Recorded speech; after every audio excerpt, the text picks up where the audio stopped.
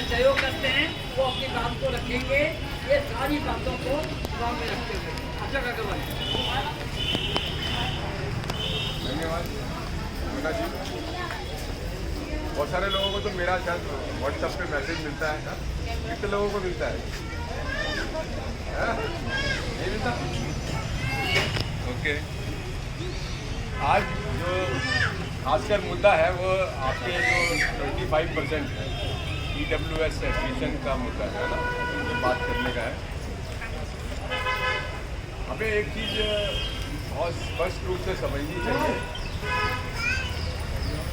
ये कोई हमें भारत सरकार ने कोई हमें गिफ्ट नहीं दिया है।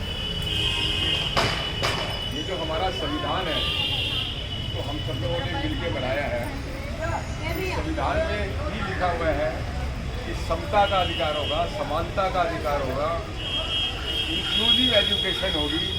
इंक्लूसिव एजुकेशन का मतलब ये होता है कि सारे बच्चे एक जगह जाके पढ़ेंगे, अमीर के हों चाहे गरीब के हों, ऐसा कॉन्स्टिट्यूशन में लिखा है?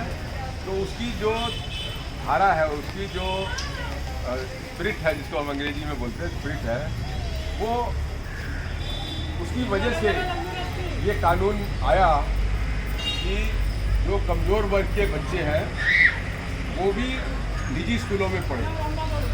और मैं आपको बताना चाहता हूँ कि लॉ कमीशन जो 92 या 97 में लॉ कमीशन ने जो रिपोर्ट बनाई थी, उसमें ये कहा था कि अभी 25% से शुरू करते हैं, इसको 50% तक ले जाना है। तो अभी तो 25% पे हाई तौबा होनी शुरू हो रही है? बहुत सारे राज्यों ने तो इसको लागू भी नहीं किया है, और जहाँ जो राज्य लागू कर रहे हैं वो भी बहुत ही चीटी की चाल से चल रहे हैं और कोशिश कर रहे हैं कि इसको ख़त्म कर दें।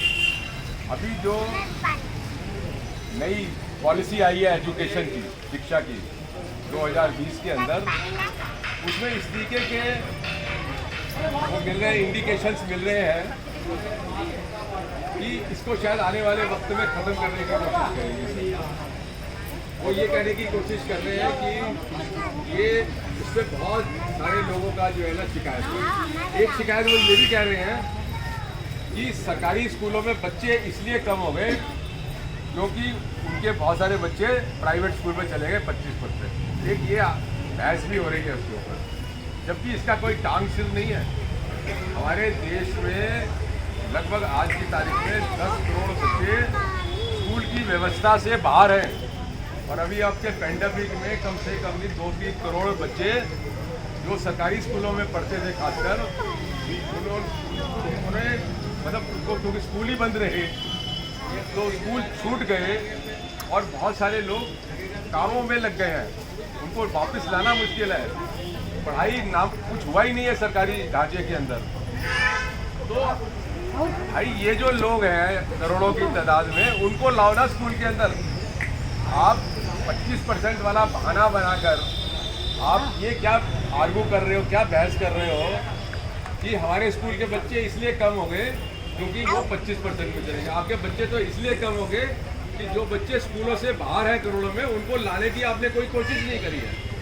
तो इस तरीके की बातें आ रही हैं जिससे कि एक बहाना मिल जाए सरकार को कि वो इस कानून को ही ख़त्म कर दे। क्योंकि हम सब लोग जानते हैं कि जो भी सरकारें रही हैं यहाँ पर, और अभी जो वर्तमान में सरकारें हैं, सब जो बड़े बड़े कॉरपोरेट्स हैं, पूंजीवादी हैं, जो पूंजीवादी जो बड़े बड़े इस्टेब्लिशमेंट्स हैं, उनके पूरे दबाव में ये काम कर रहे हैं। तो जो भी वो बोलते हैं अंत में वही ये करते हैं।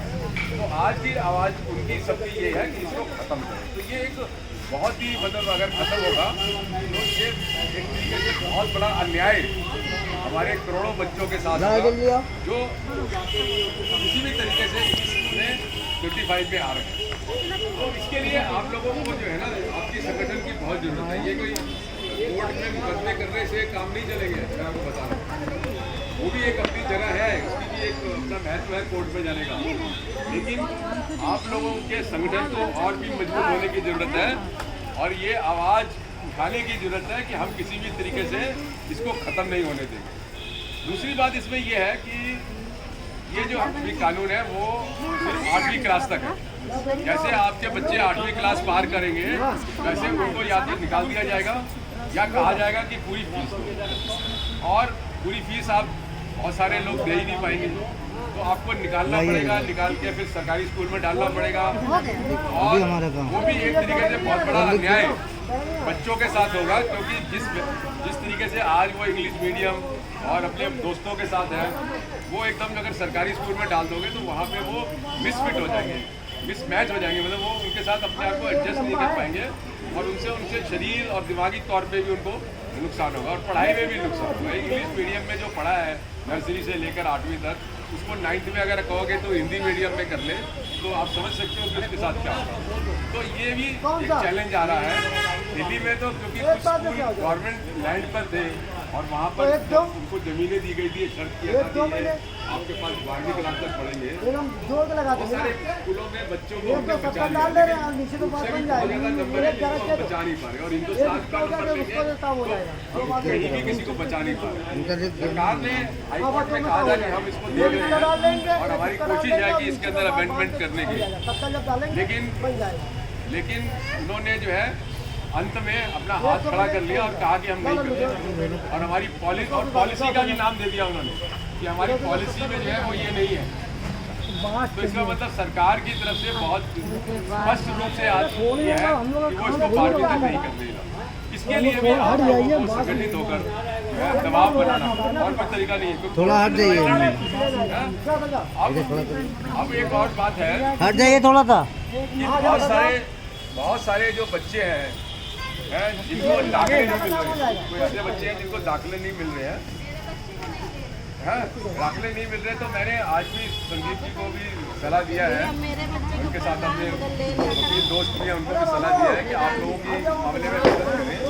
जिन लोगों का सरकार ने नाम दे दिया है कि स्कूल में दाखिला होना है, वो स्कूल उसको दाखिला देना चाहिए, और अगर वो नहीं देता तो मुझे लगता है कि आप दीवानी कोर्ट में, हाई कोर्ट जाने की जरूरत नहीं है, सुप्रीम कोर्ट जाने की जरूरत नहीं है, दीवानी कोर्ट के अंदर आप दावा कर सकते हो। और मैं समझता हूँ कि अगर आप दीवानी कोर्ट में केस करोगे, उसमें कोई खर्चा नहीं है, आप जाके खुद खड़े जाना जज के सामने, और मुझे पूरा विश्वास है कि एक बार आप केस डाल के खड़े हो जाओगे ना, तो जज ही आपकी वकालत कर देगा और मजबूर करेगा स्कूल को कि आपको दाखिला। तो ये खुद में एक बहुत बड़ी आपकी जीत होगी, और आपके संगठन को भी इससे ताकत मिलेगी।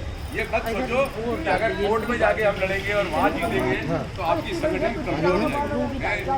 मैं ऐसा नहीं सोचता, मैं सोचता हूँ कि आपको जितना भी लड़ाई से फायदा होगा, चाहे वो कानूनी लड़ाई हो, चाहे वो सड़क की लड़ाई हो, अगर आपको फायदा होता है तो वो आपके संगठन को मजबूत करेगा। तो इसलिए मेरी सलाह ये है कि जिन बच्चों के एडमिशन नहीं हो रहे वो डालें। एक जो 5000 का चक्कर चल रहा है, शायद इस साल कुछ लोगों को आ गया है, इस साल कुछ लोगों को आया है, तो कुछ लोगों को आ गया, कुछ लोगों को नहीं आया। तो ये खुद में एक कानूनी ग्राउंड है कि आपने एक को दिया मुझे नहीं दिया। ऐसे मामले में भी मेरी सलाह है, मैंने पिछले भी आप लोगों को सलाह दी थी, अगर आपने वो कोर्ट में केस डाला होता, और मैंने हमारे संजीव वर्मा थे यहाँ पे हमारे दोस्त, उन्होंने ये भी कहा था कि हम आपको फ्री में वकील भी देंगे, लेकिन उसके बावजूद भी आप लोगों ने कोई एक भी केस नहीं डाला। अगर डाला होता तो आज मेरे ख्याल से वो पता नहीं कितने महीने हो गए, 6, 7, 8 महीने की बात है, तो अभी तक उसके बहुत सारे रिजल्ट निकल जाते। तो अभी भी मेरी सलाह यही है कि जिन लोगों को 5000 नहीं मिला है, वो में से कम 5, 7, 10 लोग यहाँ पे दीवानी कोर्ट में, नीचे की अदालत में अपना केस करें, ठीक है। और क्या बात है, यही मोटी बात तो यही है। और दूसरा एक सरकारी स्कूल की भी बात है जो बहुत इम्पोर्टेंट है, कि अभी सारे बच्चों को तो मिलता नहीं है इसमें एडमिशन, ये भी जानते हो आप।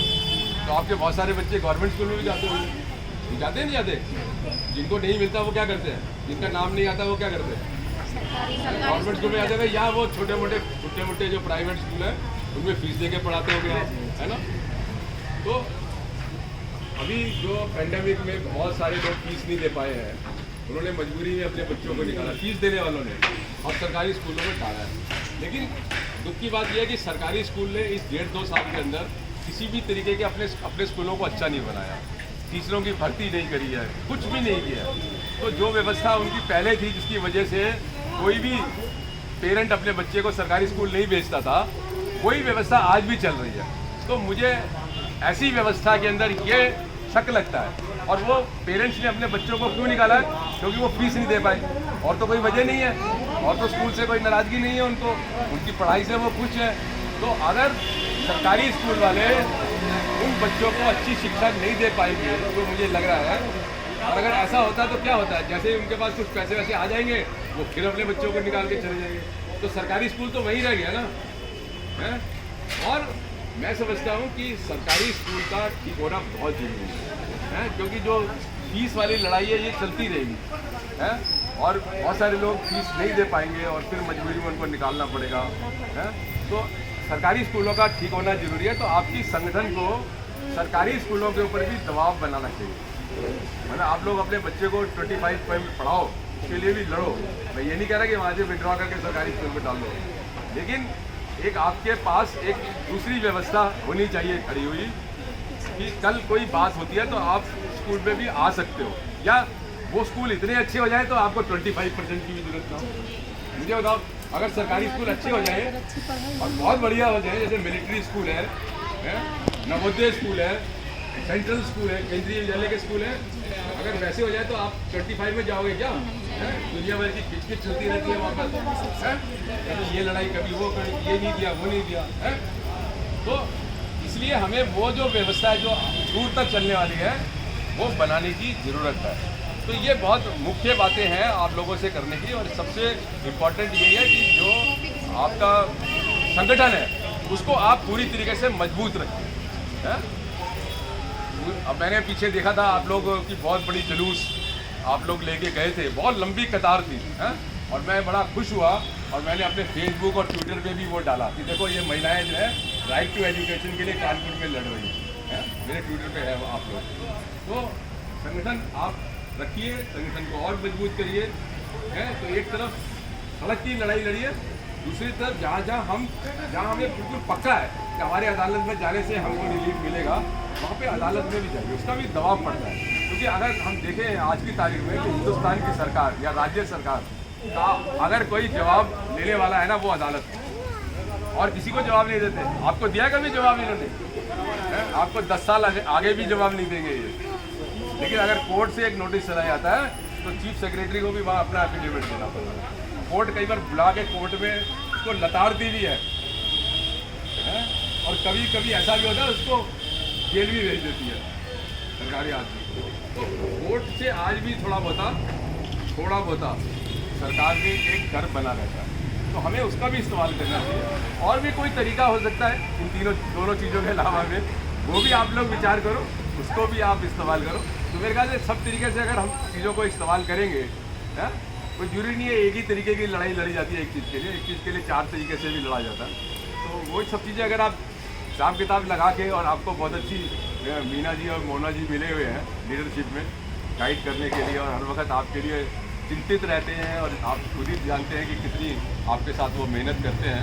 तो मुझे लगता है कि हम लोग काफ़ी दूर तक जा सकते हैं। और आप लोग, मुझे नहीं लग रहा है जिस तरीके से आप लोग इस 25% को लेके, राइट टू एजुकेशन को लेके जिस तरीके से आप लोग लड़ रहे हो, हिंदुस्तान के किसी और हिस्से में इस तरीके से लोग लड़ रहे हैं, ऐसा मैं नहीं देख पा रहा हूँ। अपनी दिल्ली में भी ऐसा मैं नहीं देख पा रहा कि लोग इस तरीके से लड़ पा रहे हैं। तो आपका जो एक संगठन है उसका आप लोगों को और पूरे देश के लोगों को एक फायदा होना चाहिए, समझते हैं आप? ठीक है, थैंक यू, धन्यवाद।